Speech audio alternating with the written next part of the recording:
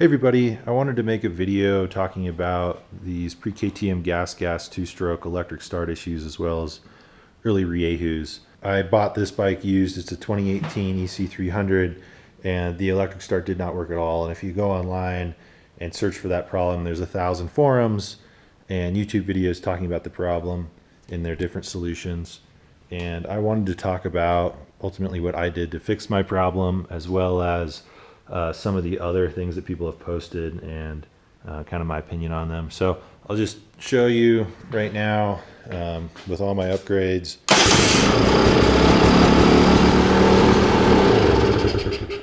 It works, so that's super cool. So ultimately what I did, I bought a new Bendix assembly from Rieju.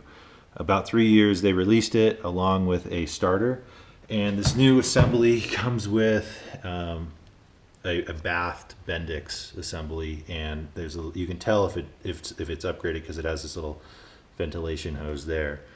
Along with that, I also upgraded my wiring at the time. So I got a 6-gauge wire that goes from the starter up to the relay, which is this guy right here, and then from the relay to the battery, and then from the battery to the ground chassis there.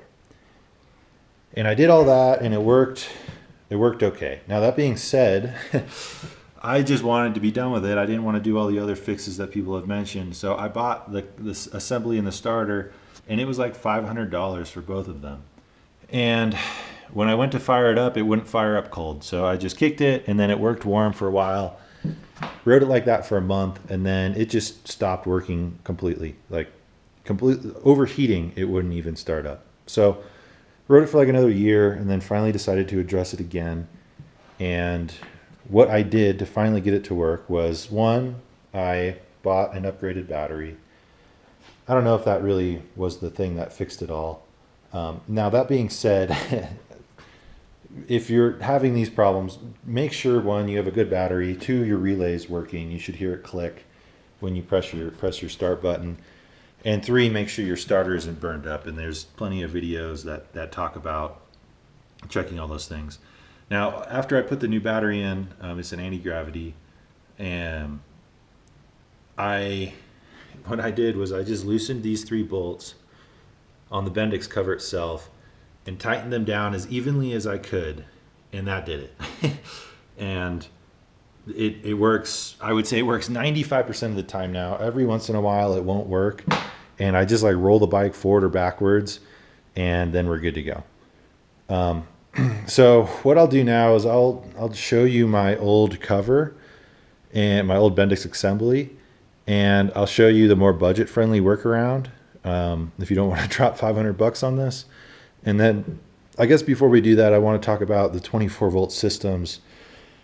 Some guys will buy a second battery and strap it down here in the air box, and I don't know exactly how they wire it, but I don't really think that's a great idea. I think you're ultimately just trying to fix, you're masking a problem. Something else is wrong and you're just overpowering it with the 24-volt system.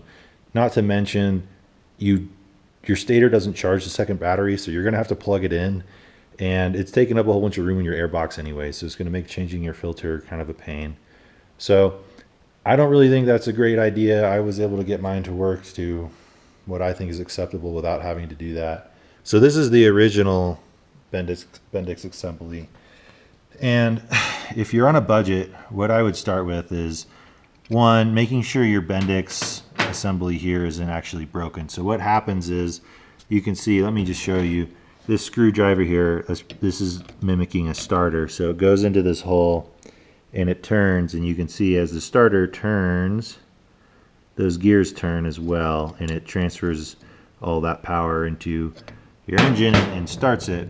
And you can see this first rod here, there's like a pinion gear on the other side. I guess that pinion gear can spin and break essentially off of the rod because it's held on with a set screw. And the same thing can happen with this guy as well. This rod here, you can see, can actually spin within this outer gear. So make sure that that's all working.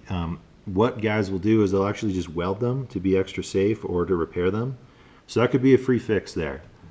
The next thing that I would do is I would get rid of the stock cover. I think AS3 is the company. They make an aftermarket cover, as well as making sure you upgrade your bolts. I'm not sure if the AS3 cover comes with new bolts, but a lot of guys mention just getting Allen head bolts that, I don't know, are higher quality, and that can help things out. And the reason why this is so important to get this cover sorted, and ultimately what fixed my problem as well, is if we flip this over, you can see this piece rides within this inner recessed portion. So if it's bound up, cockeyed, not spaced correctly, some guys I think I've heard have put a second gasket on. You can see my gasket's all screwed up, but they'll put 2 on, and I guess that will improve the tolerances enough where it still holds it where it needs to be, but allows it to spin freely. As well as guys will also drill and tap and add an oil bath system to this whole thing, like Rieju did. So all those, I mean, the cover, I don't know what it is, but I doubt it's over 50 bucks. So you can do all that. And I would start there. Make sure your battery's fresh, make sure your starter works, and you might get lucky and you'll be good to go. As far as the wire upgrade that I did, I really don't know if that did anything, but maybe just make sure you have a good ground to your chassis if you're really tight on cash, and don't worry about this bigger gauge stuff, on the positive side of things. But yeah, that's my 2 cents on the whole thing. I guess one final tip that I picked up: if you do identify that your starter is bad and you don't want to buy the Rieju $200 one, I guess KTM, I don't know the years, you'll find a forum post if you want to go this route, but early KTM starters also will bolt on.